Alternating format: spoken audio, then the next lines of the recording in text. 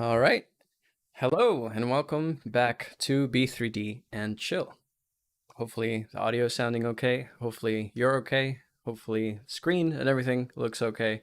If not, please let me know in the comments and I will do my best to fix it.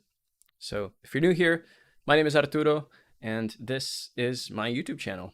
So thanks for stopping in. I like to work with a couple of different technologies as you probably gleaned while waiting. If you took some time to look at my channel, if you subscribed, thanks for doing that. And if you haven't, then hopefully you will consider it after we go through some of this walkthrough today. So today we'll be tackling bringing in some assets from Sketchfab into Blender, which is a free and open source tool for content creation, and then displaying those assets in the render that we'll create on Looking Glass, which is a holographic display that I'll be talking about later. But for now, let's dive into Blender. So with that said, let me disappear from the screen.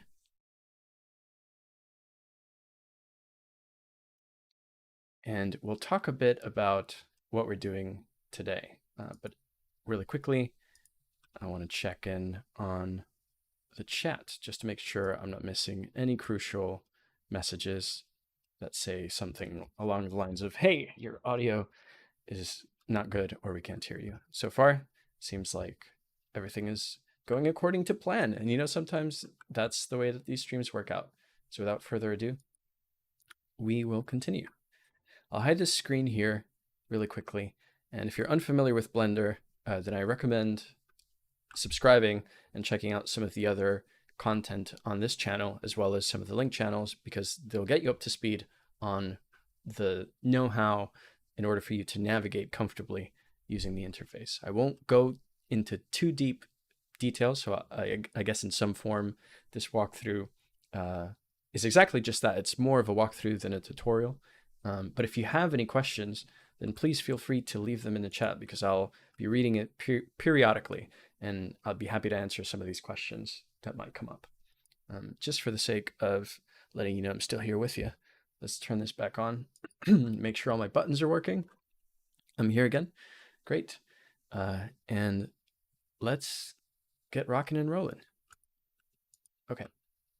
So, oh, sorry. I just got a back channel message about the, oh, whoops. Yeah. Here, I'll fix this really quickly. Appears that the video notes are not accurate. Thanks for letting me know. I have resaved the description. So now hopefully if you just refresh the page, if you're still with me, it should edit that. And if it doesn't, then don't worry, check back at the end of the video and the notes will be up and ready. Let me see if there's anything I can do about that really quickly before we get too ahead of ourselves here. As far as the stream is concerned, stream settings. We'll get there quickly. But in the meantime, if you're hanging out, let me know in the chat. Just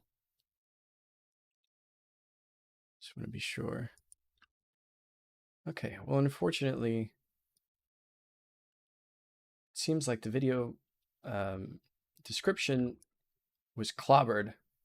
So in other words, overwritten by the streaming software that I'm using, which in this case is Streamlabs.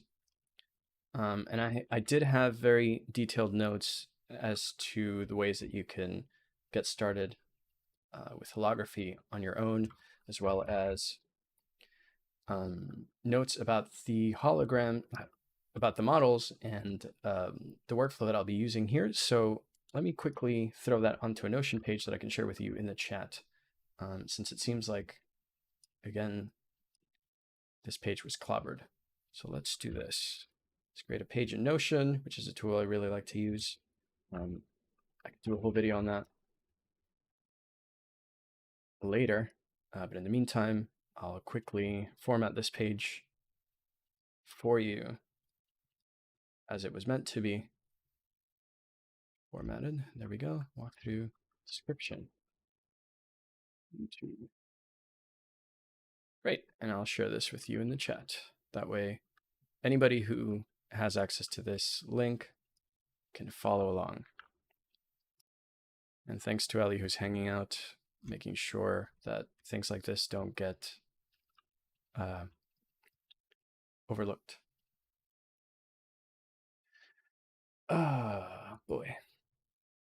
So I guess I spoke too soon when I said that everything was going according to plan, but we'll just ignore that and keep rocking and rolling. All right, so back to Blender. We are looking at the Blender screen here, and the first thing that I want to point out is that if I use any add-ons or tools that I don't deliberately call out, please feel free to ask a question again, and I will answer that. For this specific tutorial or walkthrough, I'll be using the Sketchfab add-on as well as the Looking Glass or Alst LG add-on. And I'll show you what those look like in just a second and where you can find them. If you check the link that's in the chat, you'll find both of those tools. So just one moment. While I show you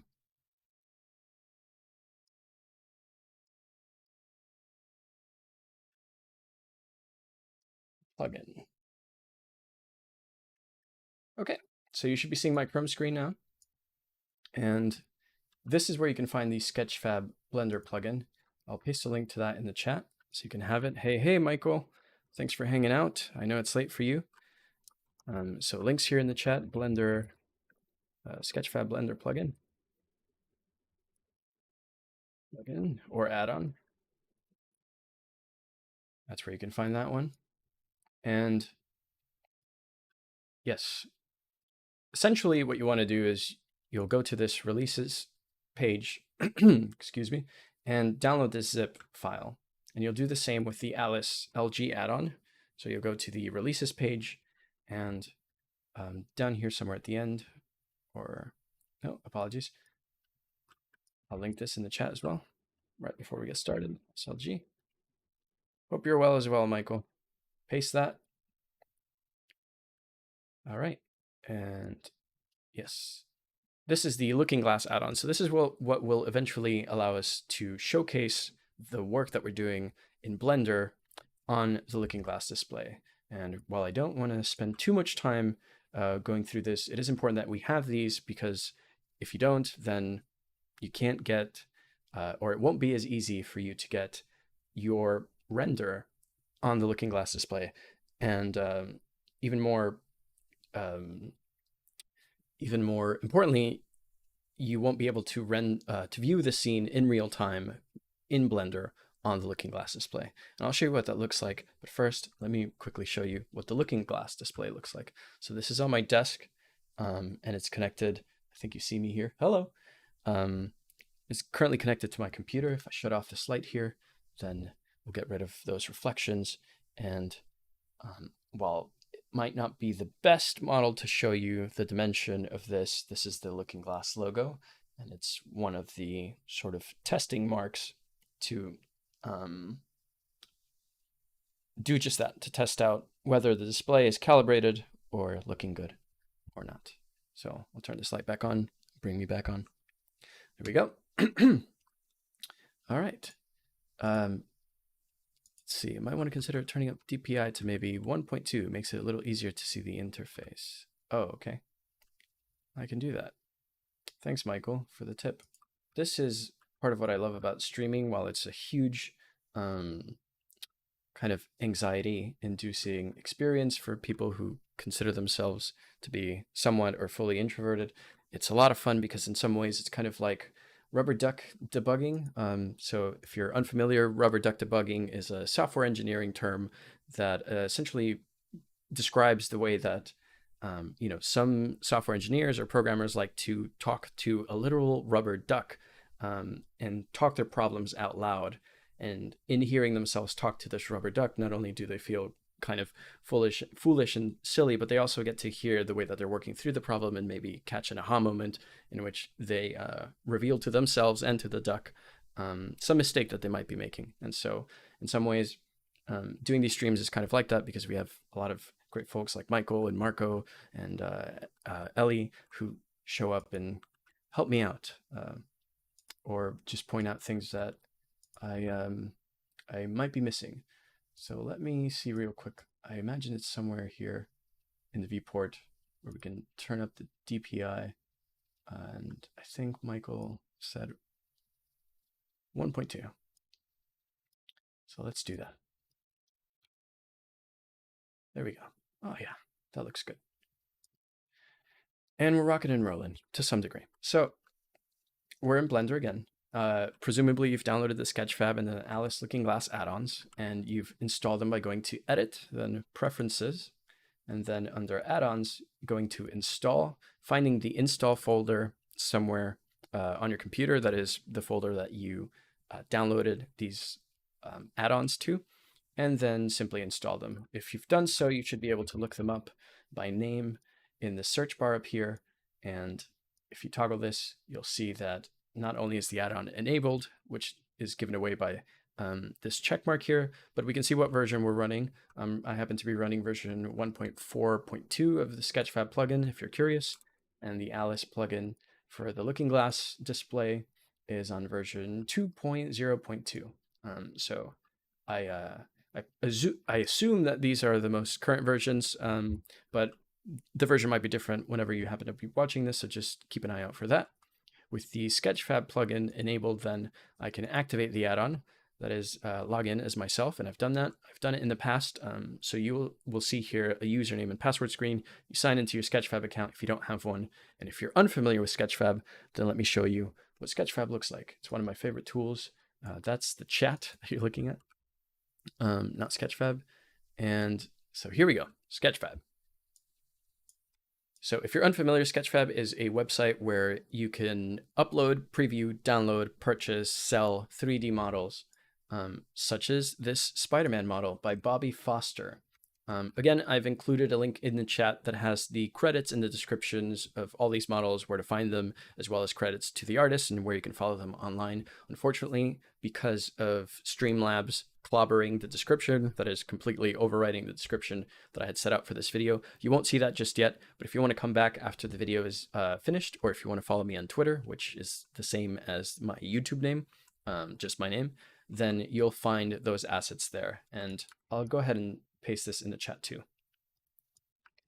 Rock Gallagher, thanks for tuning in. And I see that you're learning Blender too and having a lot of fun sculpting. So that's good. I'm happy to hear that. And you get to have this kind of meta behind the scenes looking at my screen, as well as looking at yourself. So what I did to find this Spider-Man model to use for this render was literally just type in Spider-Man. Don't forget the hyphen, okay? And you can see some of the add-ons, some of the models that have been uploaded, obviously tagged as Spider-Man or with Spider-Man in the title. Here's the one that we looked at. Sketchfab is great because you can sort of hover your mouse over the screen and over the block of the model that shows the image and move it from side to side, and it will give you a rotation around the model. So you can preview the model in that way. And that's great for doing a quick overview of which models you want to use or which ones you may not want to use. This is a Spider-Man from Spider-Man Homecoming that somebody created. I think this one specifically was made in Blender, but don't quote me on that. And a couple of others too. So kind of just went through here, and I really quickly, this was one of the first ones that kind of fit the mood and of the scene that I wanted to create. So this was the one that I ended up going with. And then as far as the building is concerned, for the back of this render, I obviously wanted to use a New York building, given that our boy Spidey is New York based. And this one specifically is by the artist Harry van Alst, or Alst. It's a Dutch name, I believe. So I'm sorry, Harry, if I'm mispronouncing that. But again, I want to give credit where credit is due. This is not my own work. And I will leave an updated description after this series of b3dnchill, where you can find these artists and follow their work. But definitely check out Sketchfab if you haven't already. And just so that we don't come back to the Chrome screen here, I'll also show you really quickly Looking Glass Factory's website, which is where you can purchase your own Looking Glass display. And I've had a lot of fun with this looking glass portrait. I backed the looking glass portrait, which is the one that you see on screen here, during the Kickstarter. I think it was maybe the first or second day of the Kickstarter where I just knew I wanted to work with this. So while this is not a sponsored video, I have been working with Looking Glass Factory on some cool projects, and there are some other fun projects on the horizon as well. And if you want to get one of these on your own, I will paste a link in the chat for a affiliate code that you can use to get one for $20 off. And just to be fully thorough here, you'll get one for $20 off and put $20 in my pocket. So if that's the way that you want to, or a way that you want to support the channel, then feel free to do that. Thanks so much. And that's the link in the chat. So again, that's $20 off of the Looking Glass portrait. It's not sponsored, but I guess in a way it is, given that that is an affiliate link. So we're back in the chat here, and I see Michael's got to go. Thanks so much for checking out the stream, Michael, and for hanging out. Michael's one of the Blender educators who's taught me some of what I know in Blender, so I appreciate you dropping in. Marco was here earlier as well, and I see Pasis Justicia, or I'm sorry if I'm mispronouncing that, is working in virtual reality, which is really cool. There might be some virtual reality streams in the future, so if you haven't already, or you're considering subscribing, then do that, because that would be a lot of fun. I have a lot of fun in VR.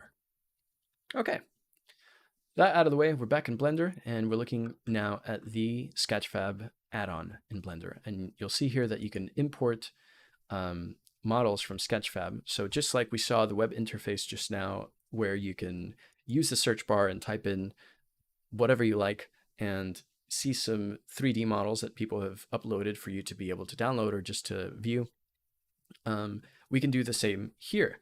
And the models that I used for that render specifically are under the CC attribution license, which allows you to use them in commercial work and personal work, so long as you give credit where credit is due. And some of the models in Sketchfab are under that license. Others are just completely under a free and fair use license, so the CCO licenses and such. And they're really good about telling you what specific license the tool that you're, the model that you are looking at is under. And even here in the add-on, you can see, whoops, not what I meant to do, but you can see here the Creative Commons attribution tag onto the model. So if you wanted to bring in that model from Sketchfab of Spider-Man that I showed you and that I chose, how would we do that? Well, type in Spider-Man, don't forget the hyphen, and search. Under search results, right, we can go next page here, and that will do, as you might assume, just show you what the next page is and load a thumbnail for it if one is available. But you can also click on this space here, and that will show you the models in a wider view.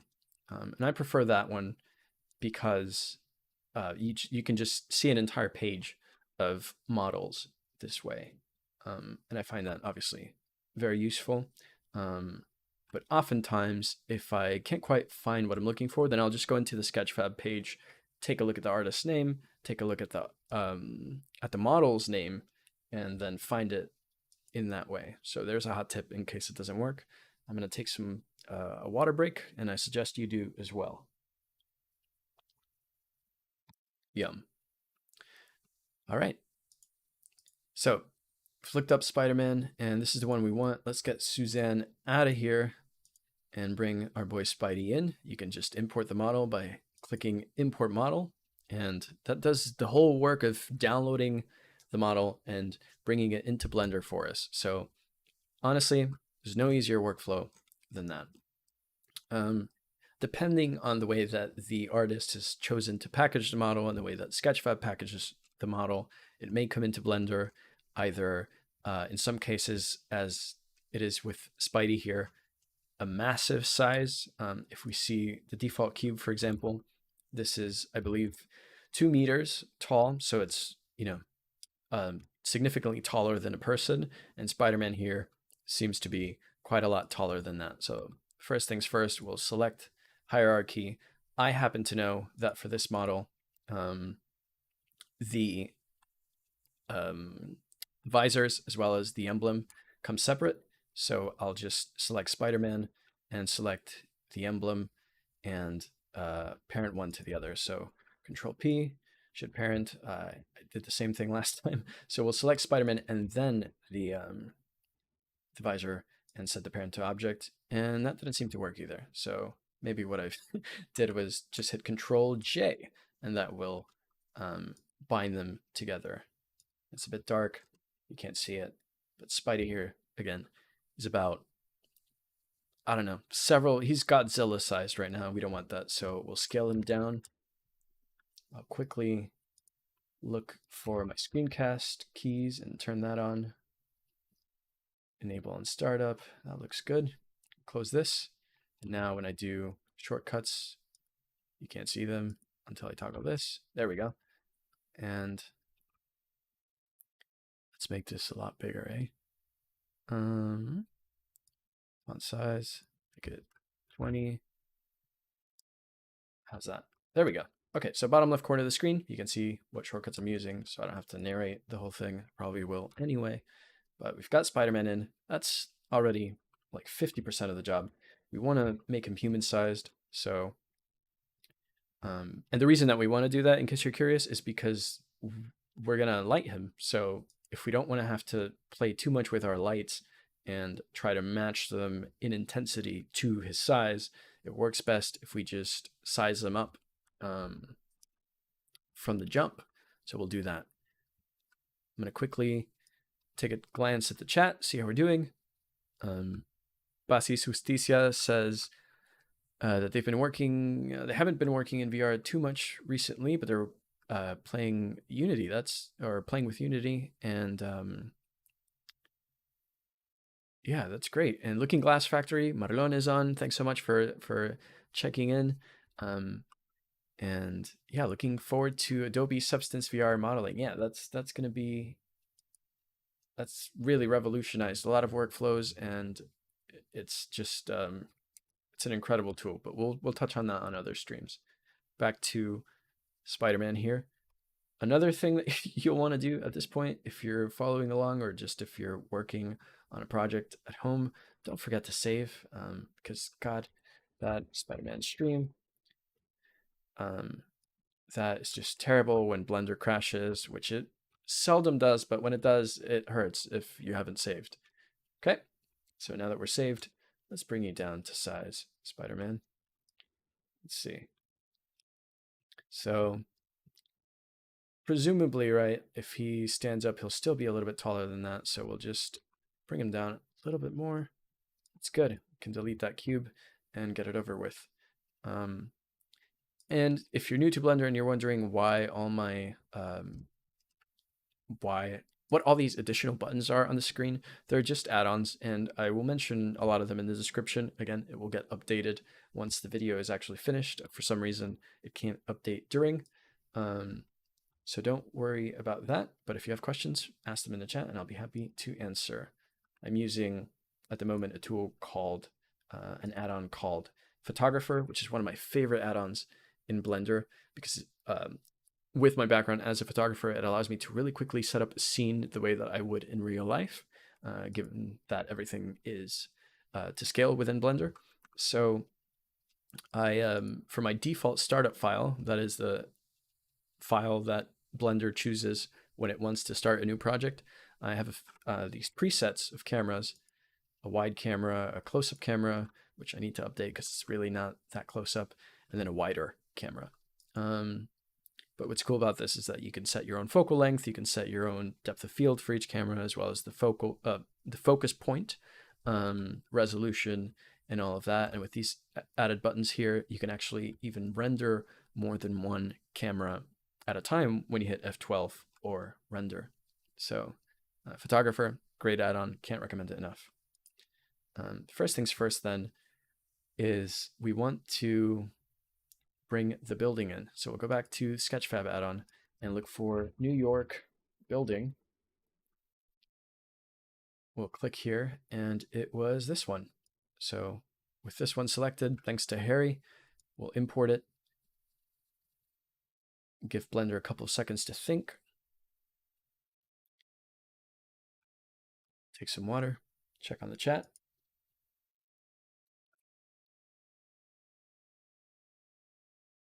Cross your fingers that Blender doesn't crash, and it doesn't, but as I alluded to earlier, sometimes the models just get brought in just way larger than life, and we don't want that, so scale it down.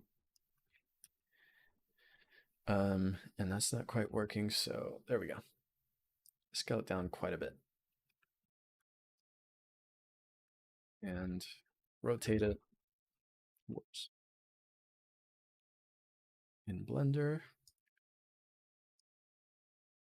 You can do that by hitting R for rotate. And we don't quite have to be in this setting yet.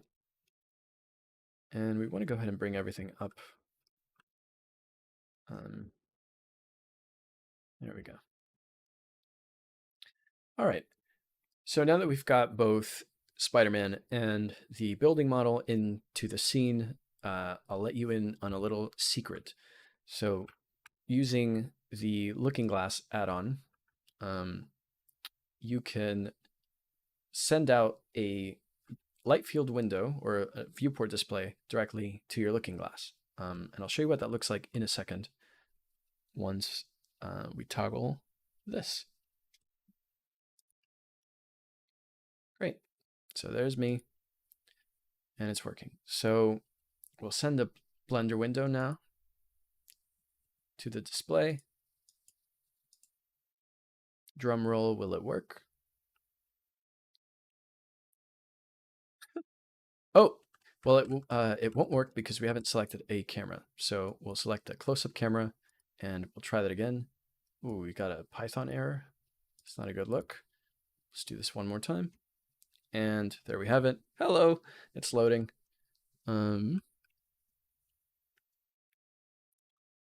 Is it loading?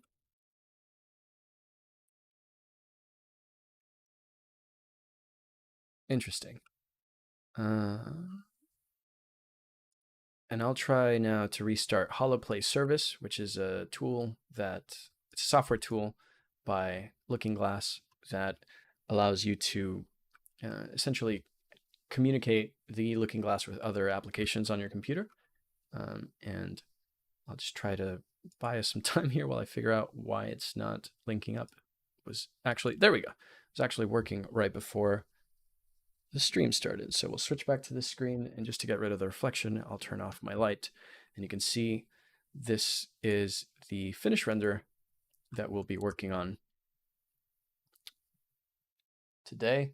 Spider-Man, that building, a couple of lights in the building. It's a night scene, and I've hidden away, somewhat hidden, the Looking Glass logo there on the building. Just for my own sanity, I'm checking that this is showing for you, and it is. So you can see some dimension there on Spidey. Looks like he's jumping out of the screen. And if I turn off the lights here on the Looking Glass, you can see that there's really that illusion of depth. Or is it an illusion? We'll find out. Hey, Brian's here. Thanks for showing up, Brian, and Marlon as well. Looking Glass, Ellie. Thanks for hanging out. So, yes, this is the finished product, but what we've got in the viewport right now, if I refresh the viewport to manual, is nothing, because sometimes when you're working with the Alst add-on, the clip start and clip end, which are the points where the clipping begins in Blender, or in other words, the what is actually picked up and displayed by the camera, will start at a setting that's not really accurate for the scene that you want to use, especially if instead of adding a camera by hitting this button, add Looking Glass camera, if you essentially eyedrop tool or hand pick one of these existing cameras. So that's all right. It's a quick fix. We'll just extend the clip end quite a bit so we can see our scene and retract the clip start just to be really safe. I've found that if you go any lower than 0.1, you'll start to run into issues, and we'll refresh the screen, and there we have our scene from the viewpoint of this camera. So now we can actually start to set the camera up to what we want the scene to look like in the end. One thing to note is that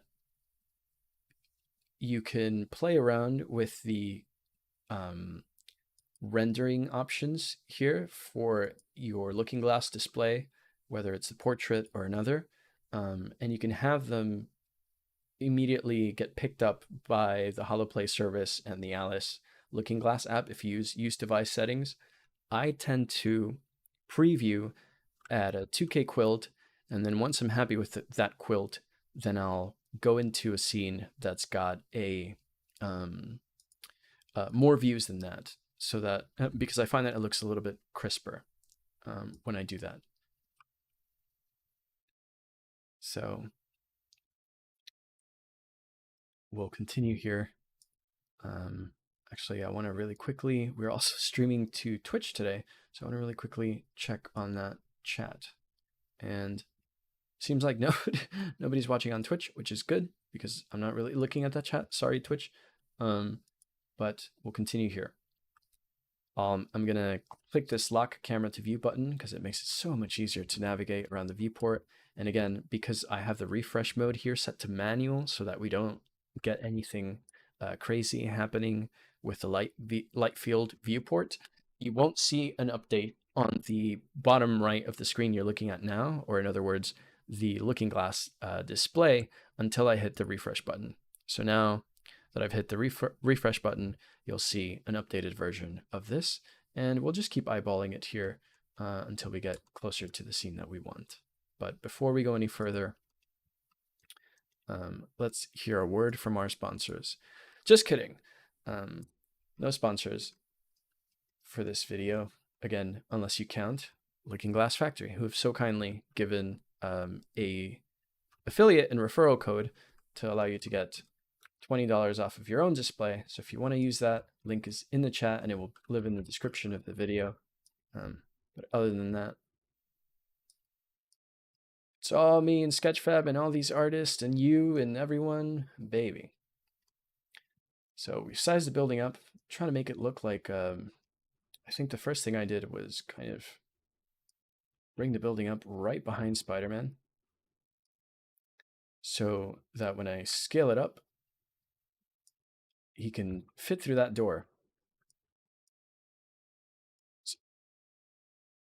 And again, in this case, because I'm essentially kit bashing different models that exist within Blender, and if you're unfamiliar with the term kit bashing, it comes from the usage of different building kits. Like if you could think of Lego kits, kit bashing would be taking some components of one Lego kit and some components of another Lego kit and mixing them together. So people do this in 3D as well. And the reason I'm pointing it out here is because these two artists presumably made both of these models independent from one another without knowing that they would ever end up in the same place at the same time. And so the textures and the resolution won't necessarily match up, but because we're working with Blender, we can fix all of that with some level of ease. So that said, we'll, yeah, Spidey fits through that door. We're kit bashing here, and it's looking good. Let's go back to that camera view, and we want to bring him up. Let's do this right. So not to put anyone on the spot, but I've noticed that whenever I hit Control Z, I lose the light field viewport in Blender. So then I have to bring it back. So that's something that is either user error or something that will get fixed with an upcoming update. But fear not, I've run into almost every problem in the book. So you're in good hands because If somebody knows what could go wrong, it's me. We'll bring Spider-Man up by an act of magic. And I know from my previous render that this top bit here in the building actually presents some trouble. So I'll just select it, and let's enable X-ray mode here so we can select everything. Let's do this instead. And we'll just get rid of it. Whoa. That didn't work as intended.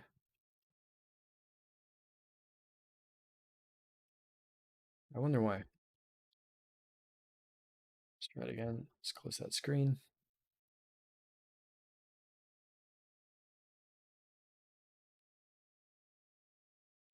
That's a mess. Okay, not a problem. One other way to do this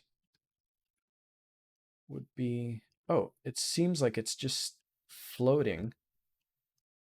Perfect. Okay, so in this case, we can go into edit mode, select one of the faces. I love it when a plan works out, and hit L for linked. Oh, and it's not working, but it it should just choose all the linked faces. For some reason, it's not. So maybe if we I just want to get rid of all of it, if possible.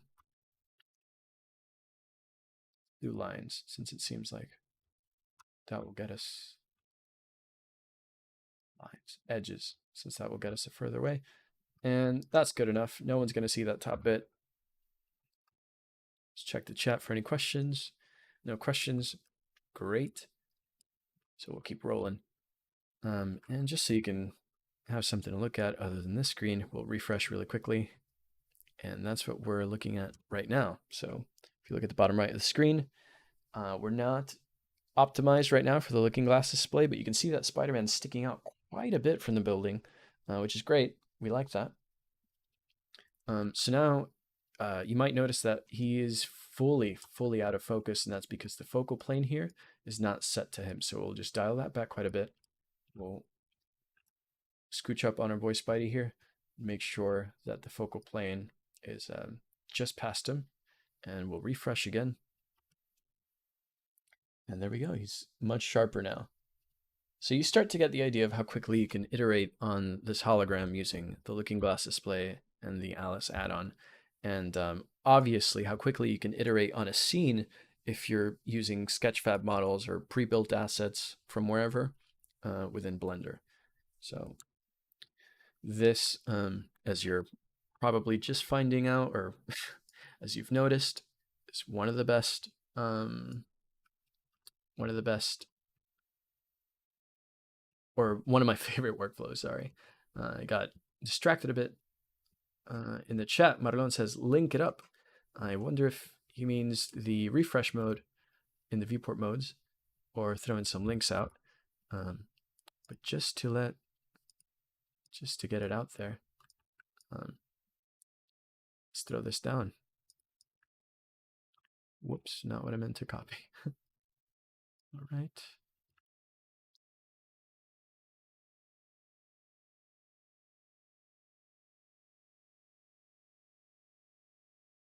There we go. All right. So I've just pasted a link in the chat there if you are excited about getting your own looking glass display, because I'd be excited to see what you make. So I've just refreshed the scene here. It looks a bit darker on the display than it does in Blender, and that's okay. I've also found that the display mode for some reason does that. And to be honest with you, I'm not quite sure why, but that's okay. It's not a big deal. We work around it. Maybe this preview situation's what got us in this mess. Okay, so it's a bit dark at the moment, and the clip start, we don't necessarily need it all the way up there, so we'll just push it forward a bit.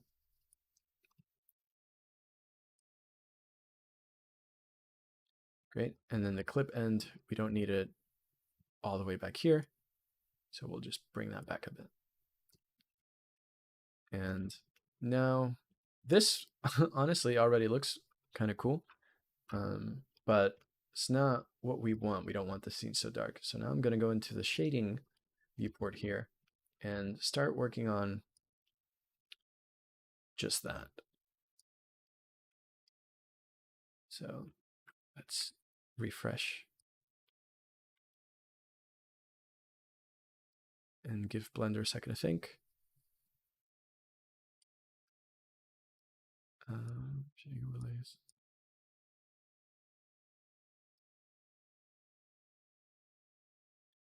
And this is where we are at the moment.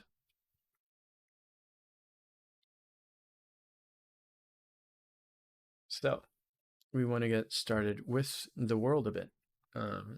Obviously, first things first, it's quite dark. There's another add-on that I didn't showcase, but that I like to use. It's called Lily Surface Scraper. And it essentially uses Polyhaven HDRI, which is a website where you can download free to use HDRIs, which are high dynamic range images. And those images wrap around your scene in Blender, much like, well, you won't see that one too well, but you kind of get the idea that this is a forest that we're looking at here. And essentially this forest and the light from this 360 image is getting projected or cast onto the model here in this view. And so what that allows us to do is to get realistic lighting on our image. I used a different one, but I just discovered this, what this thumbnail button does here is give you a couple of presets essentially. So while I like to go on Polyhaven and look at the ones that are available there for use, this works just as well. So I'll choose a night one because this is a night scene, or at least I want it to be a night scene. We'll use the 1K variant because we don't need too much of a variant for that.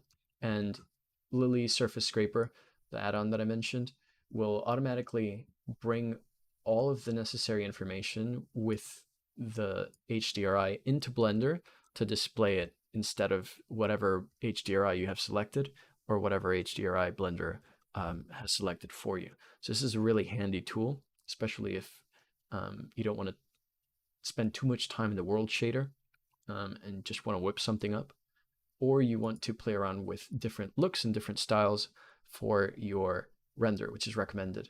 If you wanted to make that light that's kind of bouncing onto Spidey here a bit harsher, you could increase the strength of the light.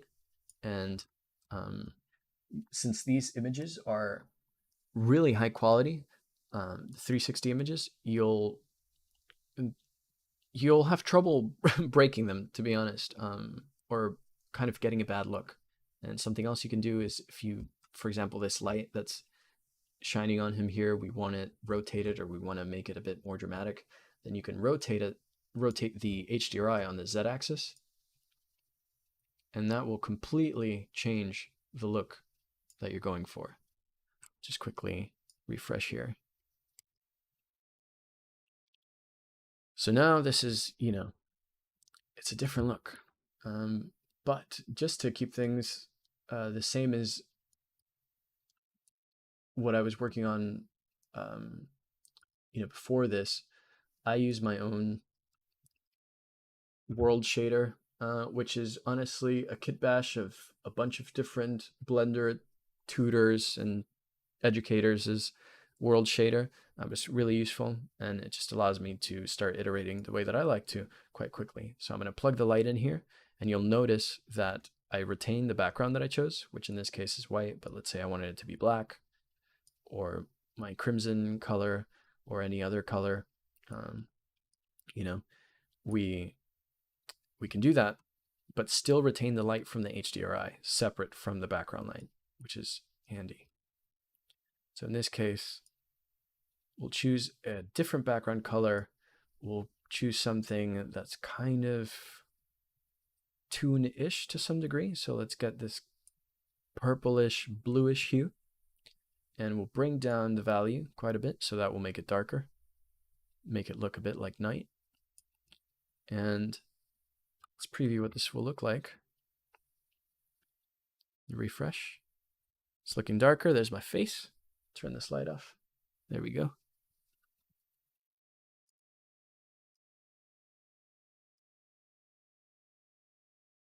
And Marlon says, is there a shortcut for linking multiple objects? Yes, you can link up by either parenting or joining. But because we're about to duplicate this building and stack another one on top of it, we won't do that just yet. Back to the HDRIs really quickly, or to the world shader rather. Want to get a look at this scene through the camera lens and in rendered view and start toying a bit more with these settings. Let's get the light on Spider-Man and the building to approximate the render I had.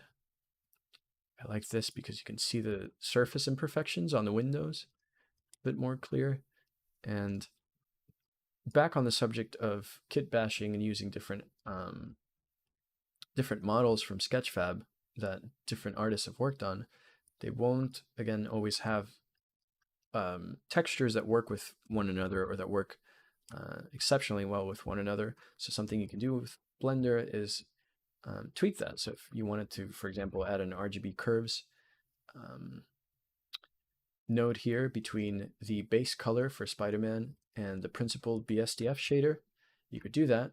And what I've just done here is just for my own sanity using Node Wrangler, which is yet another Blender add-on.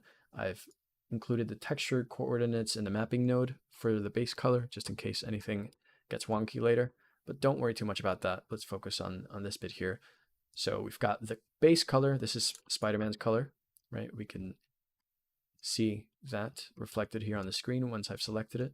And once it gets applied, if we can ignore this, once it gets applied into the, why is this happening? BSDF shader, then the other values that come with the model and the textures applied to the model will show up. There we go.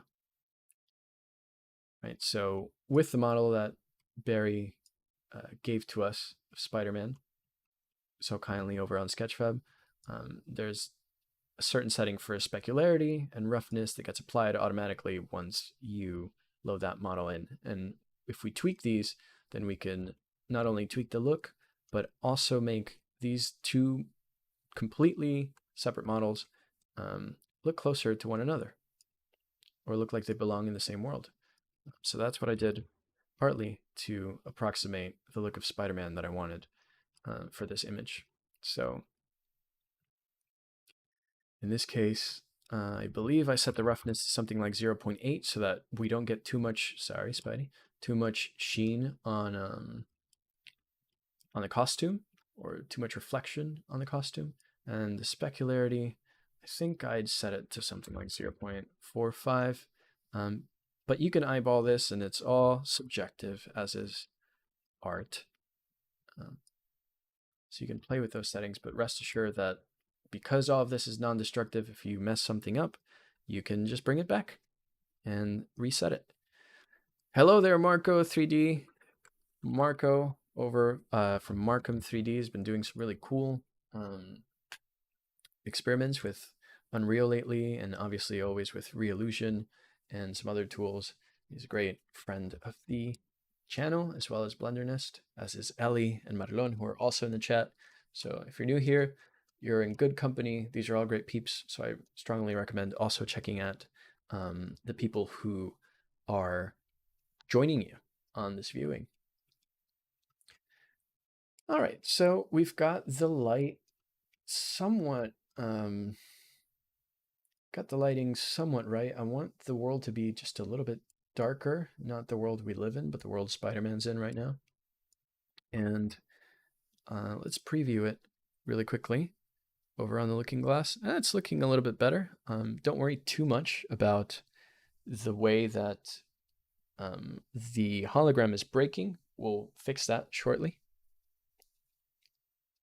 But for the time being, this is looking good. Now let's get back to the layout situation we've got here. and duplicate this building from camera view. So you can do that with Shift D or Alt D.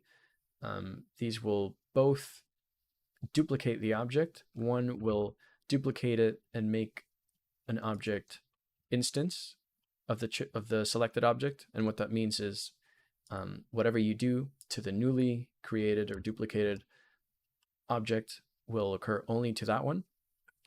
And if you were to do it the other way, or by hitting Alt D, this essentially creates a clone of your object. So anything you do to the initial version of the clone, right, like this object, anything we do here will happen to the other one. If you use Alt D to duplicate, it's a little bit less intensive on your system than if you were to use Shift D, and you can always make this clone its own being and its own object later.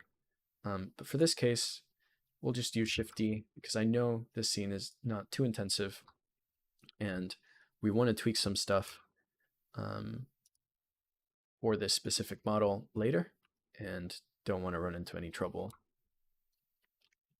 of not being able to. So what I did originally, and something that I strongly recommend if you're working with the looking glass portrait, is I like to lay my camera out first and work my scene around the camera and the focal length and the settings that I have for my camera. I find that this allows me to more accurately create the illusion of depth that I want when using the looking glass to either render quilt, and that's the final version of the render that you use for the screen, or when previewing what I'm working with in Blender using looking glass. And this keeps the scene from breaking a little too much. And yeah. So just keep that in mind. You want to work everything to camera if you can. And we'll call this top. Another top tip is just to keep things clean. So because we're not actually using these lights right now, we'll just delete them. And we're not using this sun yet, but we can once we finish with this building. Let's be tidy here. All right, so that's about where I want Spider-Man to be jumping away from the building. It's not exactly where he was before, but that's fine. Variation's good. And we want this, on the note of variation, we want this building to look like it's kind of coming from the back of the original building, but we're doing a bit of a perspective trick here and a size trick and scale, kind of like Lord of the Rings style, because we essentially don't want the duplicated building, so this one up here, to be too far away from this camera view, otherwise it will break the hologram. And I'll show you what that looks like right now, actually. So I'll take a quick drink of water. This is my reminder to save my progress and drink some water, and yours to drink some water, stretch if you need to.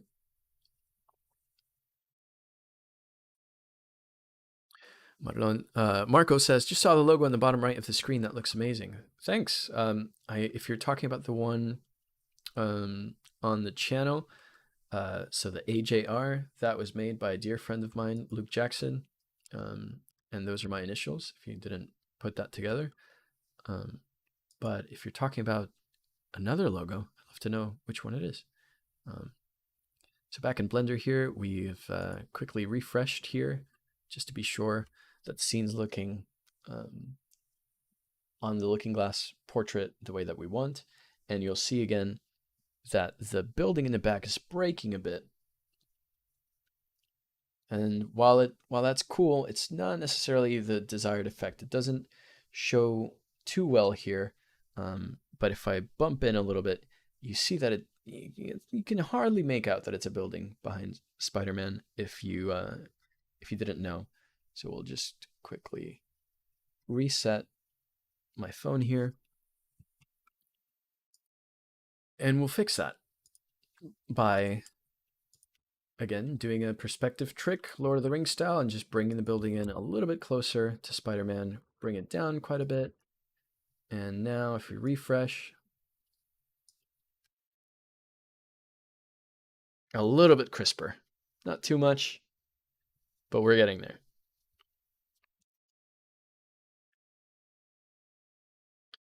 And why don't we just bring the entire group of buildings here just fully closer. And if we got to scale it down or bring it down, we can do that.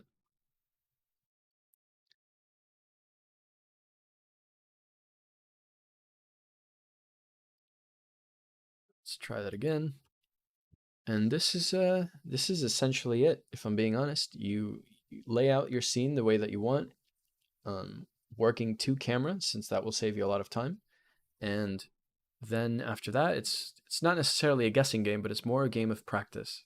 So I found, for example, that here using Photographer, which is again an add-on that I really like to use, if I use lenses like 100 millimeter lens, which is essentially telephoto, sometimes it's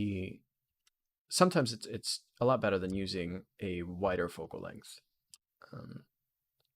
especially when working with looking glass. And we can set the focus here on the camera and such. We'll play around with these settings later, but I just want to make sure that it's looking the way we want it to. Whoops. So we'll select Spider-Man. Oh, perfect. Spider-Man here. And here's a hot tip if you didn't know. You can select, let's turn on the overlays here in Blender. So let's say we've selected this building and you don't want to scroll all the way into the building just to look at a detail. If you press the number pad period or dot or full stop, it will bring you to the selected, or sorry, active object. So we'll do that to zoom in on Spider-Man here, just for the purpose of checking in on the focal plane. We'll set it, eyeball it, let's see, 7.5, nope, too far back. So maybe 8 on the dot, nope, 8.2, there we go. Are we cutting across? Nearly. And we re-render. And this is how it's looking. So we can see now more detail in the building behind Spider-Man. The building in the back is not quite as sharp as we'd like. We can cheat that a little bit later, but I want to take a quick detour and work on some lighting so that we have a better idea of what we're working with here. And to do that, I'll just quickly get rid of this screen. Shift A to add a light. I'll add a sunlight. It will appear in the world origin, which in this point is all the way down here. And we'll just bring that up and work it backwards. Another neat trick that I've discovered recently, and I think this one I can thank Ian Hubert for in one of his videos, is Shift T when you have the sunlight selected. Allows you to essentially pick a point that you want the light to push through. And you can also accomplish the same if you forget the shortcut by, let's reset this, and we'll lose the screen here. I'll just quickly bring it back. Sorry, as I was saying, you can achieve the same or accomplish the same by hovering over this yellow dot on the sunlight. And if you hover long enough, it'll actually remind you of what the keyboard shortcut is. Let's do that. Maybe I'm not right on it. Okay, well, if you hover over it long enough, I think you noticed, you see that it says Shift T. So we'll use that, point at Spider-Man, and using Photographer, that add-on that I keep talking about, I'll go into the light mixer and we'll get, oh, we already have a sun lamp here, so we'll get rid of that one. We'll call this one Moon. We'll set the color temperature to something like the moon, so I happen to know that's about 4150. Oh, that's not right. What?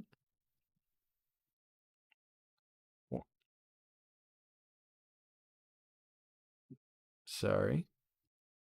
Where's the Kelvin? So it's not 4150.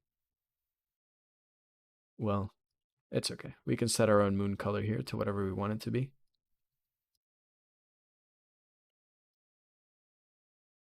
Oh, sorry, I'm thinking of something completely different, but let's try that. 65,000 Kelvin. Still not quite where we want it, so we'll just tint the moon the way I had before. A little bit blue. You can't see it all that much because there's so much light. We'll go into the shading editor and bring the world light down just a tiny, well, actually, no, not just a tiny bit, quite a bit. It's a bit too much. 0.1. There we go. And so we still get the effect of having the world light from the HDRI that we chose using this add-on Lily surface scraper, but we don't get it as intensely, so that we can rely on some of our other lights to flesh out our scene. So we'll bring up the irradiance of the moon to about 3, that's not working. 4, that's not working. Let's see, 40, that's a bit too much. Maybe we can bring it closer, and I really want to have Spider-Man catch a glint of that light, so we'll just bring him up and position him such that he is getting hit by that light. There we go. Yeah, that looks good. Now, didn't quite do this in the previous render, but I'd like to try it now. Famous last words. But we'll bring this sign up just a little bit. I don't believe that there's vertex selection or any sort of indication here of what part of this model is what by way of either the artist or Sketchfab, but that's okay. We can isolate this sign if we just select it. So in order to do that, fortunately I don't have there we go. In order to do that, we can kind of get the best view angle here that we can get of just this sign and select pieces of the sign that we want. I'm not getting all of them, but oh yeah, we did. Great. And then we'll just bring it up a little bit. So now it's here and we can get more of the logo that we want. In terms of composition, I don't think Spider-Man is the best right there, so maybe we'll bring this building down. Bring this one down further too. So yeah. And maybe we'll turn it a little bit. No, we'll leave it. But what we will do is get rid of this sign so that we don't really give away our duplication here. So we'll delete that.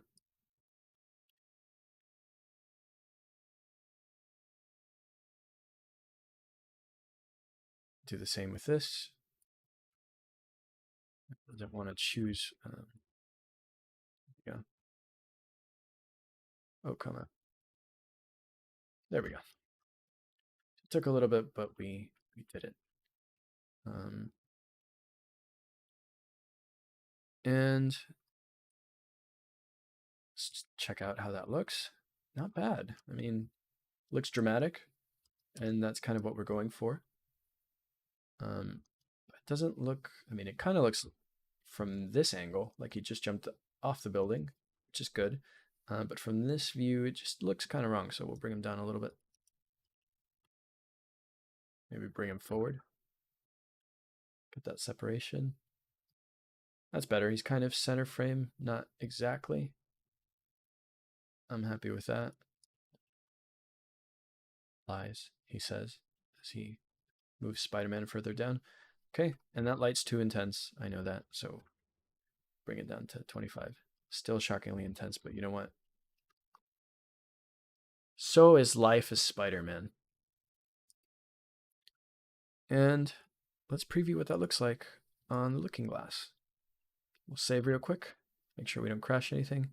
And it's quite dark, maybe too dark, but maybe this is a good spot to stop and show you what it looks like once you've actually rendered the quilt. So I'll quickly hit render quilt.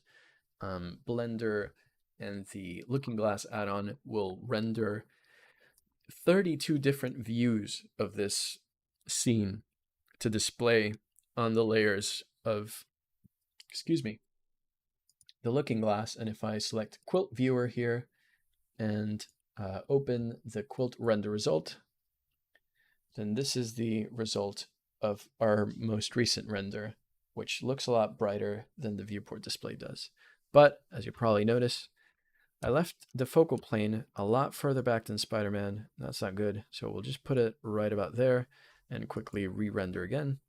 It shouldn't take too long because we're working in Eevee, and you know, the add-on is quite light. So there's not, and so is the scene. So there's not a lot of craziness to work with here.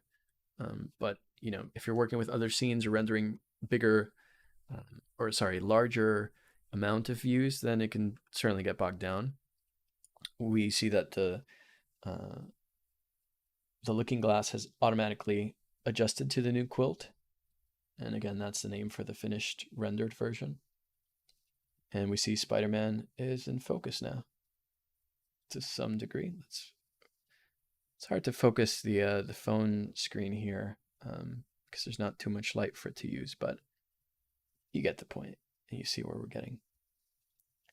Not bad. And I'll just turn this light on real quick. And I regret it, so I'll turn it back off. All right. So far, so good. Maybe the reason why Spider-Man's head is not in focus is because it's actually just not in focus. So we'll bring it back to 7. We'll save here just in case something crazy happens. I'll check the chat. Decoded is in the house. Hello, mate. Thanks for joining. Brock Gallagher says, cool. So does Decoded. So great to have you. Thanks to everyone that stopped in. Really love the support and hanging out with you all on stream. For those that don't know, Decoded, like Ellie, Marco, Michael, Marlon, are friends of the channel. And in the case of Decoded, like some of the aforementioned friends of the channel, Decoded is also a Blender educator. So if you want to get a deeper dive into Blender, see how to make some beautiful renders, strongly recommend their channel, along with the other folks I've mentioned already who have dropped in. So we'll continue here. With the scene, again, it's a bit dark. We'll start to add some light. Nothing too crazy though, just while we get started. One thing that I did towards the end of the original version that I was working on was actually take some of these windows here, and in edit mode, I quickly selected them and I separated them from the original object just for the sake of applying a material to them. Let's go here to object, squish this down, get rid of that screen. So I applied, let's make sure, yep. I applied unique or a specific material to those windows. So we'll do that in this case too. New, we'll call this yellow windows. Base color, we'll choose a kind of comic book yellow. And we can actually copy that color by just clicking and dragging to the emission here. And boom, we've got some windows. I'll set the emission to 2 just so we can exaggerate the effect of the windows. And if you wanted to, I'm sure you can set some noise value to the material to break up the evenness of that light, but we'll leave it as is for now. What I might do is actually select the panes of this window to separate that window and join it with these. And that didn't quite work out the way that I envisioned. We'll lose visual here of the light field display, so I'll just quickly bring this back. And yes, with these windows separated, we'll apply the same yellow windows material to that one, just so that we get that tiny little peak of the window there too. And hell, why not go ahead and do it with this one too, just in case we end up seeing it as one of the angles once we finish rendering. Yellow windows, there we go. Great, and we'll do the same with some of the windows in the back. Quickly save, just because I'm paranoid like that. And for those that happen to just be joining or haven't seen it yet, I want to show off again how cool the quilt viewer is. So I'll just quickly render quilt of the most recent changes we've done to the scene, and I'll check the chat in the medium. Brock Gallagher says, a cycle scene with a bunch of hair simulation, would that crash Looking Glass, or can it work with just a long render time? I won't pretend that I've done a cycle scene with a bunch of hair simulation and give you a false answer, Brock, but in my experience using the Looking Glass with Blender, once the scene starts to get too intense, if you're using the viewport preview mode in the automatic refresh mode, you will start to see a bit of a slowdown. But I haven't done something kind of specific like that. One thing to keep in mind though is if you're rendering out an animation, if you want to render, so in this case we're rendering 72 views, and you can't see them here, but I'll just quickly allow you to see my screen since we're amongst friends here. 1 second. Streamlabs, OBS display. Well, what's up? This is the display. This is my view. And I haven't quite figured out how to allow Streamlabs to just see this screen too, so that's why I have to do that whole bit. But what we're looking at here is the 32 different views that get rendered out when you hit render quilt in the Looking Glass add-on.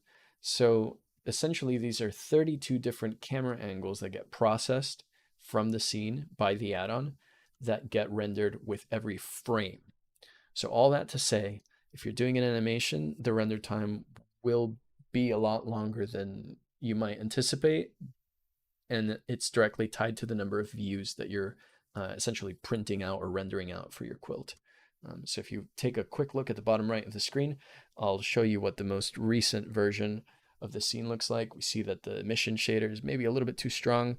We can see one of the windows over in the back. I'll zoom in real quick here, and it's still a bit too dark, so we can't really see Spidey's face, but we'll fix that in a second. But you start to get an idea of how the scene's getting fleshed out. Slowly but surely. Ellie says, nice. Yes. Thank you. All right. Cool. So it's a bit dark. Yes. We'll add more lights in the back, but before that, let's just add a light on Spider-Man's face. Not directly on the face, but I want to motivate it from here maybe. And we'll just use the light mixer here on handy dandy. Oh, actually, before we do that, let me select this light, delete it. So one of the other amazing things about the photographer add-on is that it allows you to set a manual exposure. So if you know your way around shutter speed, aperture, ISO, the exposure triangle of photography, and even if you don't, you can approximate a good image just by using the different exposure values that are given here. And as you see here now on the screen, if you hover over the, actually that might be cutting out a little bit because of the feed, so just 1 sec. Oh, you're still viewing my camera, my display, right? So it won't, but let's go back to Blender screen. If you, what was I saying? Yes, so if you hover over the add-on here, it will kind of give you a hint, a tooltip of what the different values are. I happen to know to some degree, right, what I want, because again, my background in photography, and it's extremely helpful, but you could get away with using auto or exposure value, which is quite easy and gives you this simple artistic look. So we can actually bump up some of the light in the scene just by using the ISO. And if we were to re-render, then we'd see that it does give us quite that dramatic boost that we want. So we probably don't need the emission shader too high up, but we do want that glow. And actually, come to think of it, we can probably achieve that glow playing around with bloom in Eevee. So let's try to do that. Let's see, bloom threshold. Yeah, so if we just bring it down to like 0.2, that's a lot of bloom, so let's not do that. 0.5. What's the original? Reset to default value. 0.8. Okay, 0.7. Let's do that. And what were we doing? Let's update the light threshold here so that everything that is manually set will get set back to the intended values. We'll make sure we're looking through the camera that we want, which is in fact this one. We'll make sure that Spider-Man is in focus, and it seems like he is. And this might be a little bit too bright, honestly, but let's just render quilt and find out. And let's bring back this looking glass.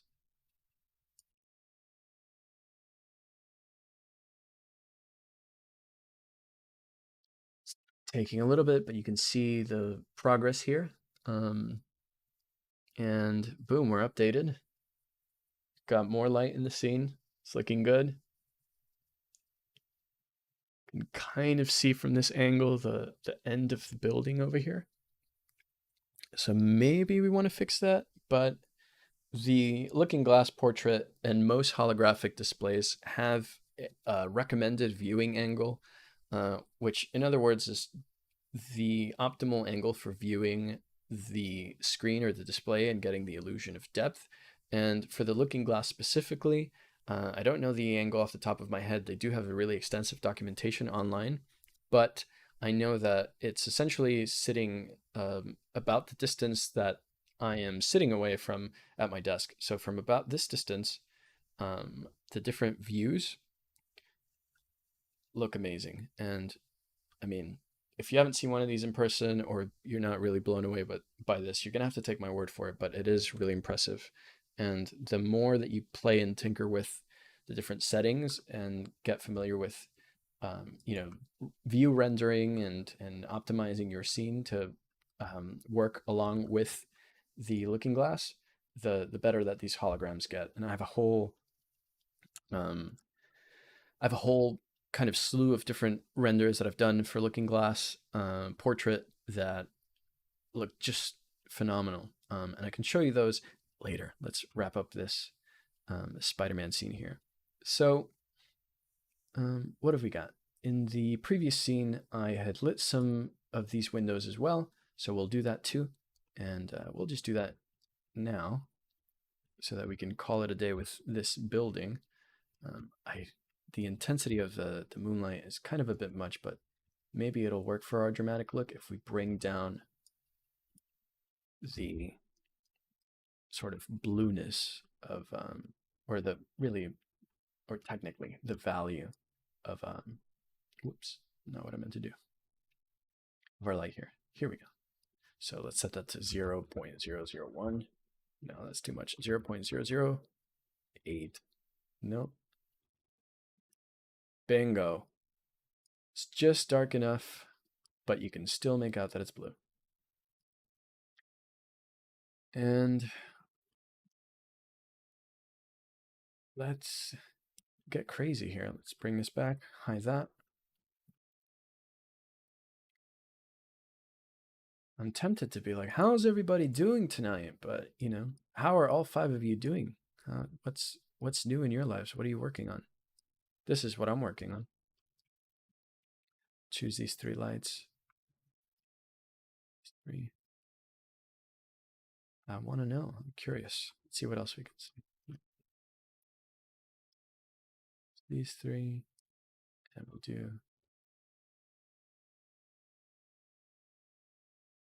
I apologize if you can hear all the little tiny clicks that I'm making, but you know what? That's life. Go into shading here. Check the chat, see if any updates. Dakota says, I think the viewing angle is about 20 degrees in either direction from the middle. And I think you might be right, but just to get us out of a doubt and to not spread disinformation, let me quickly check it out on the Looking Glass website. Looking Glass, viewing angle. About 40 to 50 degrees. And just so you have an idea again of what that looks like, I'll quickly show you my screen display. Here we go. So the field of view, I believe that this is my specific display, the portrait. It's roughly about, yep. So the viewing angle,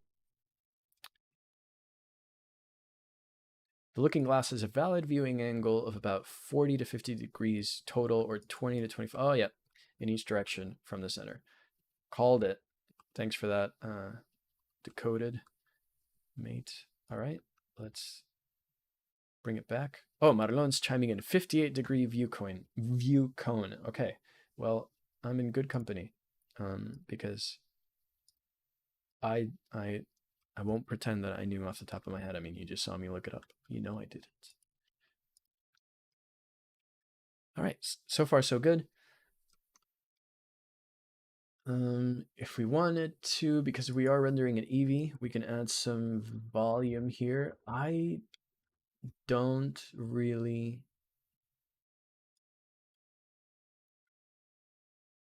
I'm not super happy with the way that adding volume from this works out. I've just recently been playing with actually adding a volume shape to the scene, so maybe we'll try that, but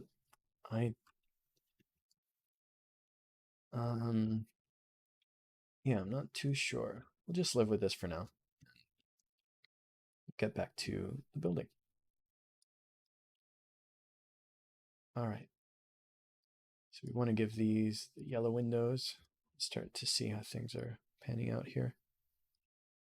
Had a couple of other windows. Yeah, let's give these yellow windows. And what we'll do here is that we will create a single user copy as by clicking that button.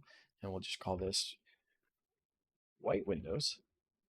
And we'll pretend that this house here has, you know, white lights. Just drag and drop this here. And that way, not everybody has the same lights. There's always that one person in the building though that's got like purple lights, and I want them to feel acknowledged. So we'll give this one window that purple light. The white windows will do. Oh no. I think the add-on might crash. Control Z. Oh, it didn't. Oh, it didn't because it's in quilt viewer mode, but if it's in viewport mode, I guarantee you it would have crashed. So that's something that I am sure, as I mentioned before, will get fixed in an update. We'll make sure we've got those selected. Yellow windows, great. And in this case, we'll make its own thing. Purple windows, or purple windows. Yeah, here, let's settle a debate right now. What color is this?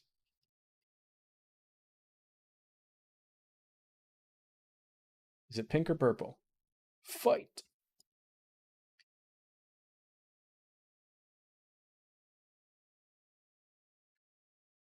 I always prefer adding a volume object instead of adding it to the world shader. Yes, that is, so what Dakota's saying there is what I've been playing with recently. But again, in the interest of being honest and not pretending to know things that I don't, I'm not the best at it yet.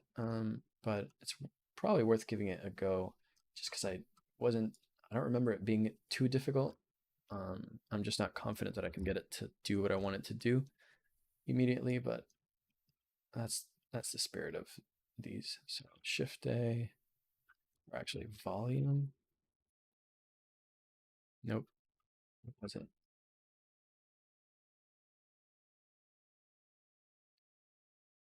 How did I just cube? And then I think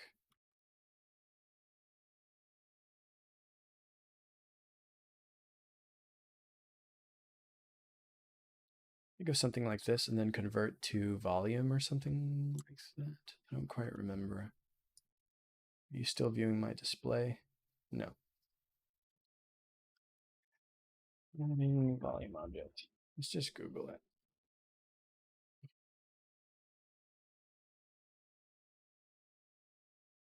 Right. It's in the shader. That sounds familiar. Object.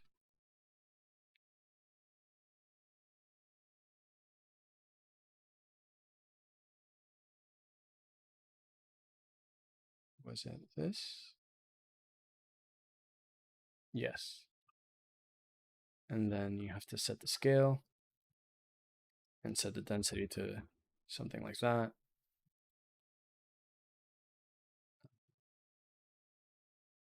Check the chat. Okay, life's good. Yeah, this looks all right. I think the important takeaway here is that if you are going to do it this way, you have to set the scale, and then you can set something like a noise texture. Whoops.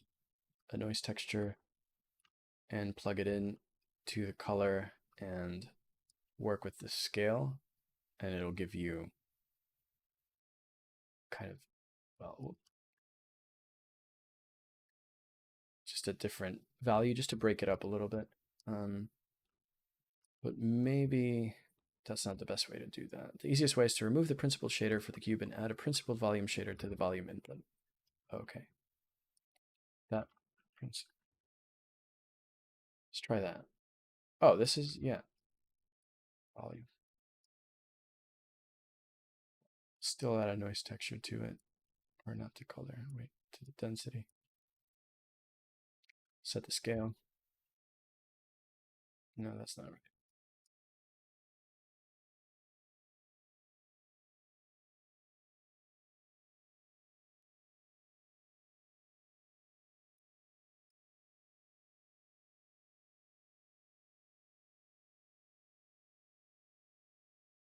Yeah, I think that might be incorrect. But you can set the density to something like that. I mean, to my eye, it looks about the same as I just had it, but maybe there's something I'm missing. Or like a key detail that I don't know here. But yeah, this already looks a lot better.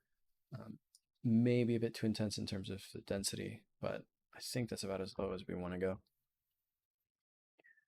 And I see that the stream is just a little bit behind, so bear with me if I miss a message or if I'm not responsive.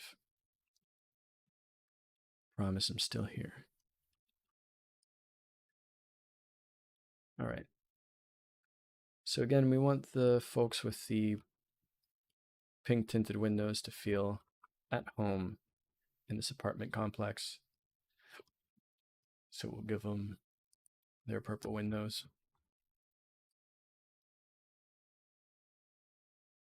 And then those that don't get a color, just for the sake of making it look like the windows or like nobody's home.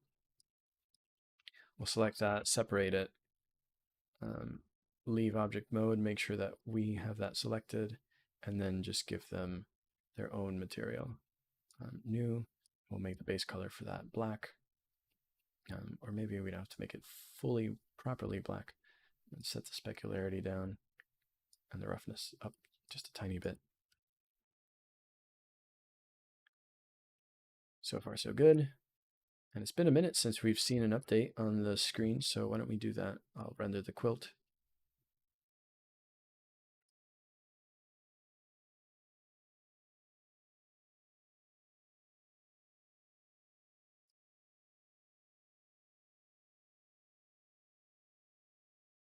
And see what that looks like in a second. Not bad. So if you look at the bottom right of the screen now,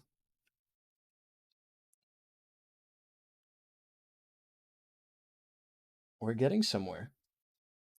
Now, first thing you'll notice is probably that the building is breaking up quite a bit in the back, even from just a static viewpoint. So we can scale it down a bit. Oh, right. So we've separated pretty much everything. So let's go.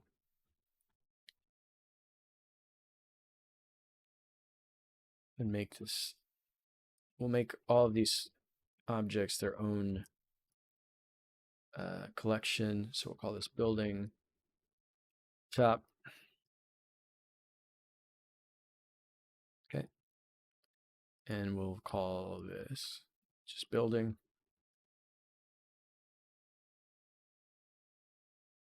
So far, so good. This falls under lights. And we're getting somewhere. Okay. So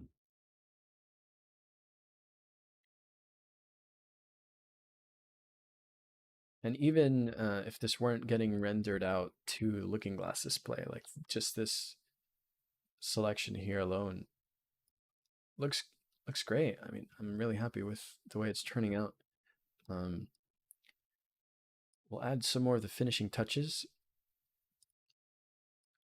for it. Like, for example, you may have noticed in the original quilt that I had a logo here. So we'll add that now. And the way I accomplished that was by selecting both of these faces, dissolving them into one, hitting I to inset, and that, as you can see, I'll get a bit closer here so you can see what I'm doing. I to inset, and that does, as you'd expect, it insets that the selected face. And then E to extrude, we push that face backwards just a tiny bit, and we have, recessed light, a recessed sign. And we'll give it light by separating it from the rest of selection here. Going into this shading viewport, I'll add a UV editor viewport here, and we'll open. Let's make sure we're on the right camera here. And great. And then can't see what I'm choosing here behind the scenes, but that's deliberate. I'm just selecting a variant of the Looking Glass factory logo. In this case, it's got a white background on it, so that when I go into edit mode and select this face, hit U to unwrap, we can see it here in the UV viewport. Stretch it out. And what happened here is that even though this was separated to be its own object, we didn't change the material for it. So if we just undo that, add a new material, and call it LKG for Looking Glass logo. Now, because I have Node Wrangler enabled, I can select the principled BSDF shader and hit Control T, which will add all those texture, coordinate mapping, and image texture nodes that I was talking about earlier. And then we can select this image here, LGF, which is the Looking Glass factory logo. And as we can see here, it doesn't display properly, but that's not a problem. We can easily fix that by hitting U. And let's do cube projection. Select everything and scale it up. And it's flipped, so we can, where is that? Flip. Which way is it flipped? Horizontally? Nope. What is happening to my brain? Let's see. How does it look if I rotate it this way? Nope. Maybe what we have to do here is There we go. Do that, although we just want this to be fully rotated 180 degrees. And now we're cooking with grease. So we'll just eyeball this.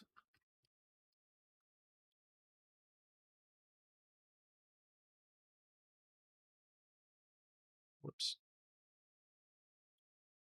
Yeah. And it's looking good. But we can take it a step further. We can plug in, instead of plugging it into the principled BSDF shader, we can plug it into an emission shader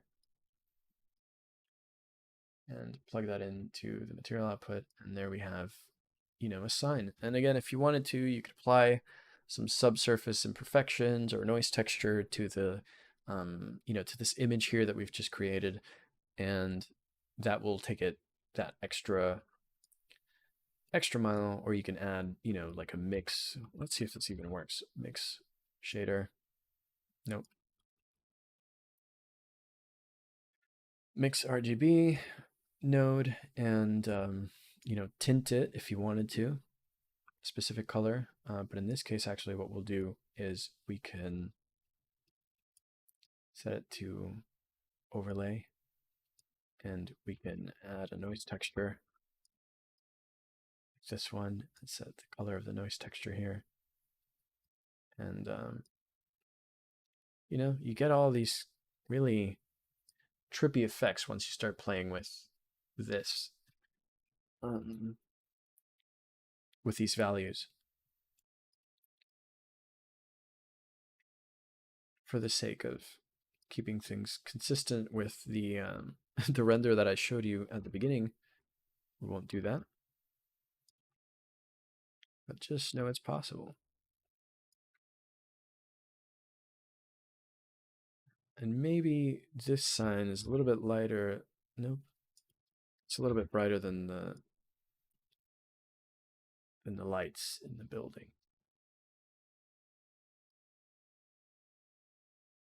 So we'll just quickly select yellow windows, and yeah, we'll keep the emission strength at that. Save this, and let's see how we're looking once we add a light. Right, try to Spider-Man. Add a point light. And I want to, something you want to think about when you're working with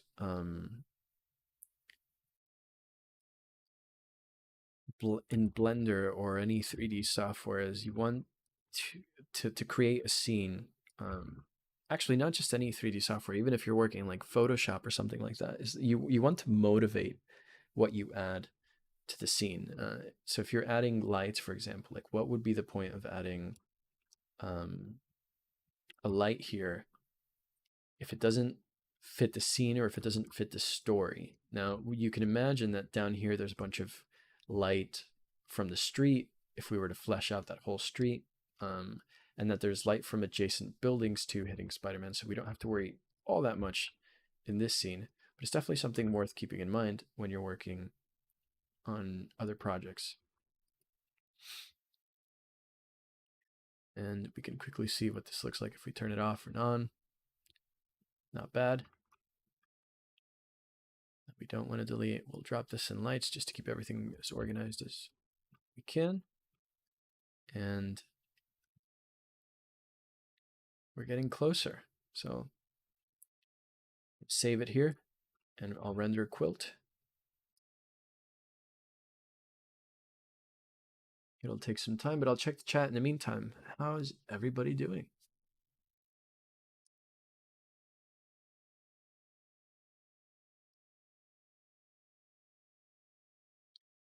And there we go, we're rendered.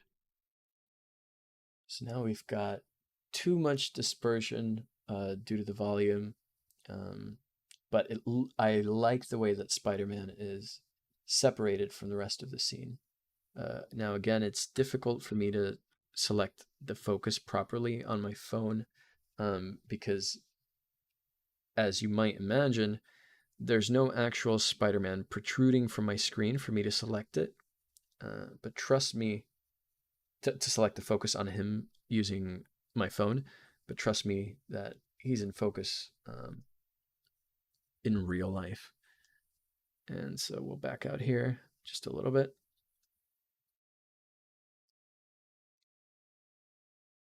And we'll, at this point, we'll start working backwards from the render on the viewport and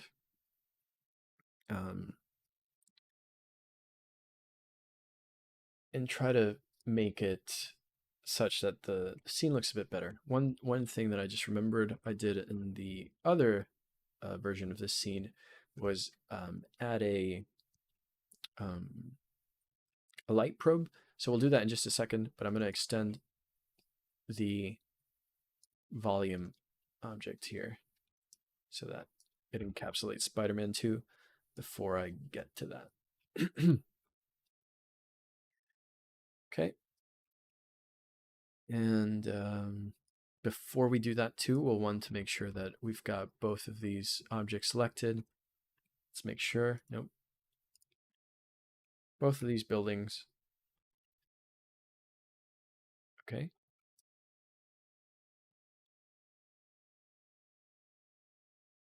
What is happening?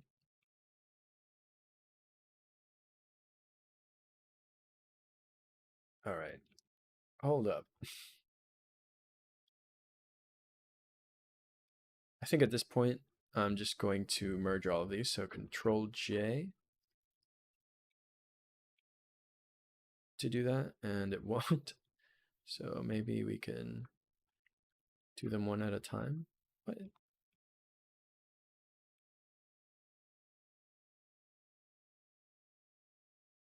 Cube. Oh, right. This is the volume. So let's name that volume. We'll throw it under environment. We'll scrap selecting. I'll just manually move everything. Or I guess we could parent all of these to that. Now it should move. Yes. Parent all these to that. Control P to do that. Set the parent to object. There we go. So now they'll all retain their own, independent business, but they'll work in conjunction with one another, all the separate pieces, and we'll start to inch this closer to Spidey, just so that it doesn't fall out of focus. And for the sake of getting that logo in there like we had it, we'll scale the building down. Inch this slightly. Maybe we cheat the building a bit. That. Okay. And rather than seeing how that looks by rendering the quilt, I'll quickly just refresh the viewport. It looks a bit dark here on my phone screen, but let's see. There we go. Sign active viewport. Let's refresh. It's not doing much of a difference, but it does look a bit lighter to my, not a bit lighter, a bit sharper to my eye, specifically the building in the back. Still not as much as I'd like. So we'll bring that forward as much as we can. And at this point, really, it's a game of it's really a game of just moving things around in the space, retaining a sense of function for everything, like in other words, making sure it makes sense, but also doing that sort of Lord of the Rings perspective trickery so that it all looks as sharp as possible on the display. So we'll refresh here. This is looking better to my eye, so I'll render the quilt just so you can see it too. And in the meantime, oh, maybe it won't let me, but this should be quick.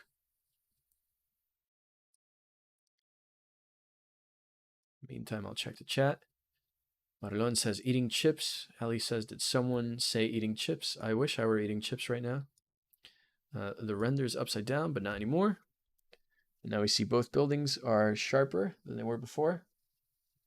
The intensity on the bloom is still a bit too much, so maybe I'll reset that to the default values. Reset to default value. So now we've got the bloom back to how it was, and I'll select this material here and wait, let's call this volume. Keep it clean, keep it simple, and we don't need to be all that more intense as far as the windows go. Yes, and lastly, we wanted to add a light probe. So this irradiance volume, and I believe actually if you still hear Rob from Decoded VFX, was the one that taught me about this on one of my or I think it was maybe the first stream I did, doing Night at Charlie's, which you can find on my YouTube channel. It's I use photogrammetry scans for, that I took using Polycam, which is an app on the iPhone that allows you to scan objects in the real world and bring them into 3D space. And I made this really fun scene that actually began as just a test of Blender skills with recreating a what do they call it? Like a menu box from outside of Burger King, like the speaker box with all the menu items on it. And anyway, the irradiance volume goes a long way in getting the light in Eevee specifically to look not necessarily realistic, but to look good. And the reason why that works, I'm looking for it, is because it allows you to bake indirect lighting, which gives you, did that work? Yes. Which gives you like a cache lighting to work with without getting too much into the details, because again, I don't want to spread disinformation or talk about things I'm not fully sure on. But my understanding of it is that the way that the ray tracing works, or the lack of ray tracing works in Eevee, so the way that light works in Eevee, makes it such that you can't have things like reflections or light rays actually bouncing around the way that they would if you were using cycles. And the difference between those two, you can approximate using baked indirect lighting, because, for example, like the light that's flying in from this moon object here, in the real world, it would bounce off of this building and disperse in a million different directions. But in Eevee, it doesn't necessarily do that. And the same is true for the rest of the lights in the scene. So when you bake the indirect lighting, you're approximating that dispersion of light in Eevee, the render engine.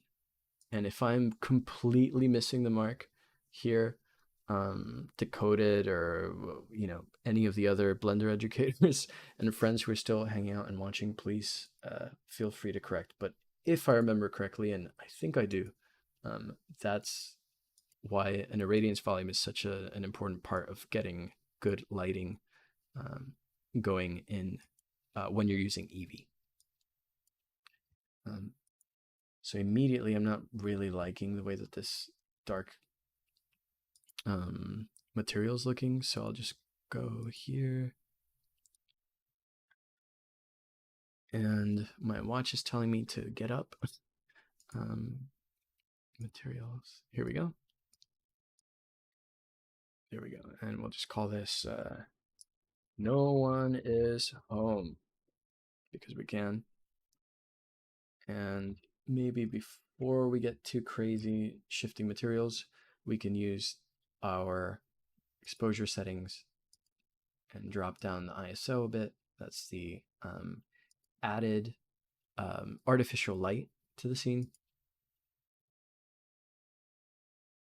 by way of the camera to just closer approximate what this might actually look like in real life. And if you want to get super close, then set it to 100. But something tells me that's not gonna look too good. So leave it at 320, or actually 400. So half of what we had it set to before. Now, whenever you make changes, either moving actual objects in the scene and especially moving lights, you'll have to re-bake the indirect lighting into the scene, because essentially what you're doing is you're creating a cache, as you can see here, that stores information about the way that the light was bouncing within the irradiance volume. That's this selection of this cube and dots here. And so, long story short, if you move something in the scene, especially if you have a moving object, you should either reconsider using an irradiance volume or just delete the lighting cache and rebake the indirect lighting so that all the lighting is, the fidelity of the lighting is accurate to what you've done. And Dakota says, yes, that's right. So over in the chat, so if you're watching earlier, me trying to explain irradiance volume and ray tracing or lack thereof in Eevee, that was right. So that feels good. I'm glad I wasn't leading you astray. Something I struggle with quite a bit in Blender and in life in general is not like how to phrase this. Not spending too much time on things that don't return. Not that don't return. Like this light back here. What I'm talking about is this window, this black window. I don't like the way it looks. I don't think it looks good. I don't think it actually looks like there might not be someone home. It just looks like somebody slapped on literally what I did, a dark material on it. But I also don't want to spend the time to fix it because I just don't think it will take it that extra mile. So I won't. Save again. I'm happy with the way that this is looking. I'm gonna re-render and see if all that change that we did to the lighting, see the focus plane,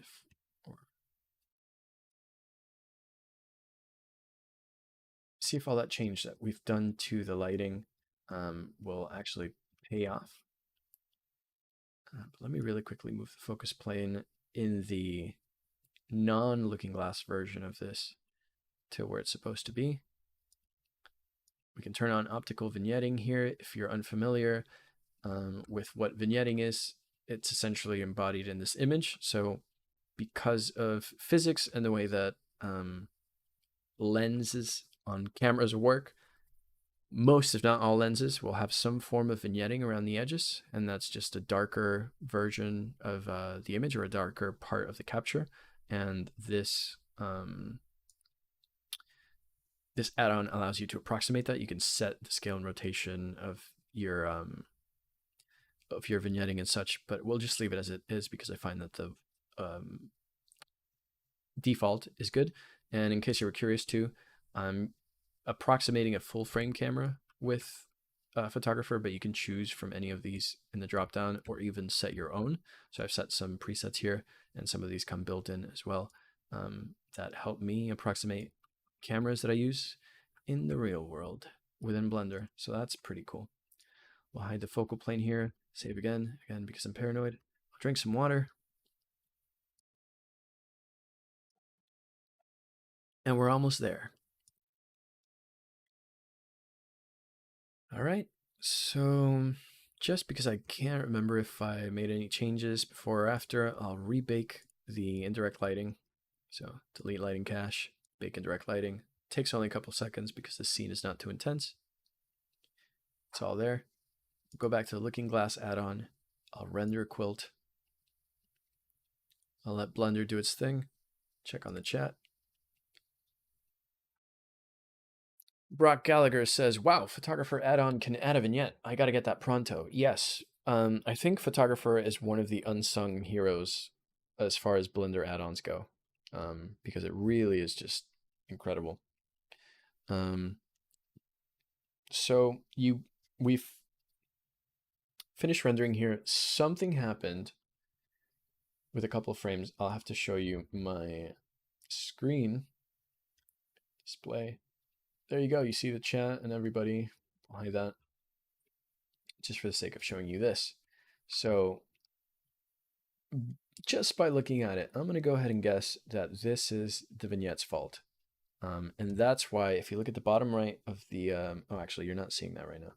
But let's go back to Looking Glass. There we go. So if you look at the bottom right of the screen now and you see the Looking Glass, you'll see the vignette screwing up the image. So we'll get rid of the vignette. We can always add that in post or use a compositor to add it. But trust me, it works when we're not making holograms. And I think part of the reason why it clipped, in case you're curious, or why it's showing up, as you'll see, the let me just make sure that we're looking at the right display now. Yes. As you can see here, the vignette that gets added is actually, if I'm not mistaken, a physical object that gets added into Blender right here, and it approximates or tries to emulate what an actual vignette in a camera would look like. So we'll get rid of that because we don't really need it. It's not going to send this the extra mile, like I said. And all it did really was just mess up our quilt. So I'll re-render the quilt, and you'll see it disappear. Hopefully, I'm seeing a preview here of the quilt too. Next time I render it, I'll show you the display so you can see what that looks like as well. All right, so we're fully rendered here.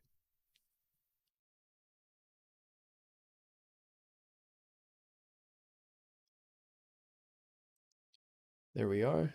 I'll back out a moment and bump in.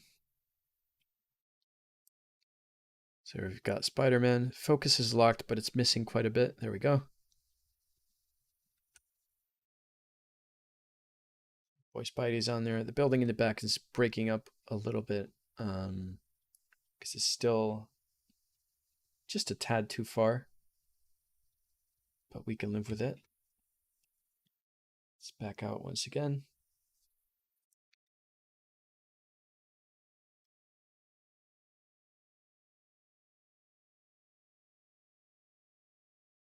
Okay. Hollow vignettes coming 2023, says Brock Gallagher in the chat. Yeah, I'm sure, once more people start playing around with Looking Glass Portrait and other Looking Glass displays and holographic displays more generally, we'll start to see a bunch of different add-ons coming to light in Blender that help us work with these tools. Okay, so I'm going to go into the shading editor here for just a couple of finishing touches. We will use, let's see, not a color ramp, but some curves. RGB curves between the base color of the building and the building itself to bring the values of the building down just a tiny bit. That will make the buildings darker. And it will make the highlights pop out. And we'll bump in on our boy Spidey here and do the same. Now, if I can remember correctly, I think what I did for the specular values on Spider-Man, who looks like a video game asset right now, was, if I remember correctly, I duplicated this and I set it to non-color. Oh wait, no. I made it its own thing, set it to non-color. Let's set this one back to sRGB. Here we go. And so what this looks like, what? I'm not sure it's supposed to look like that if it's non-color.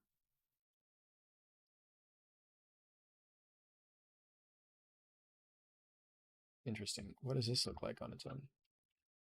Okay, maybe it is. But what I ended up doing anyway was passing it through a color ramp, and then that definitely made it non-color. And I try to crunch the values a bit and apply that to specular to make only specific parts of Spider-Man stand out. And I found that this makes it look a little less plasticky. But I mean, your mileage may vary. You can play around with this as much as you like or not. I think that looks good to my eye. Lighting cache, bake the indirect lighting once more. At this point, I'm going to save it, and we're going to go crazy here and render 108 views.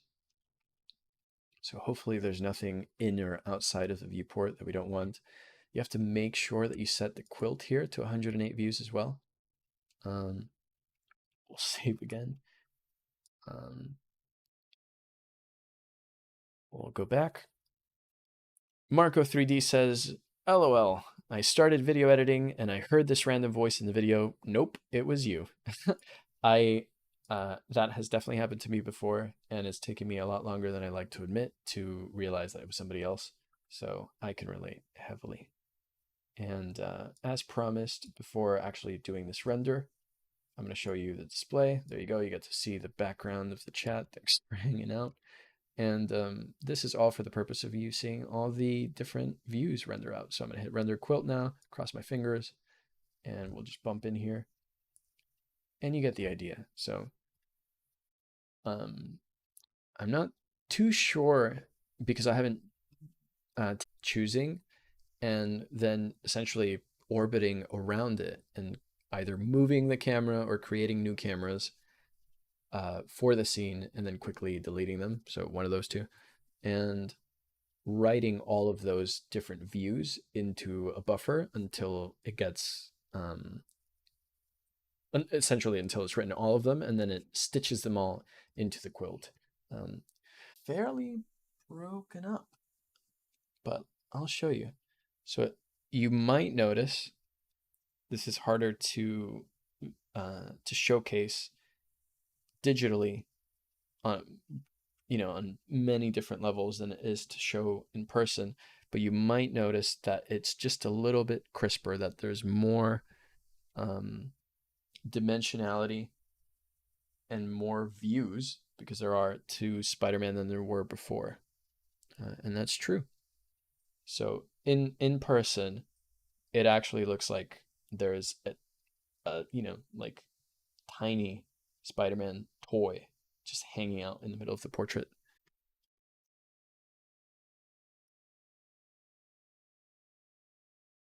All right, building top, select objects, we'll move it, shrink it down. We'll move it as close as possible as we can.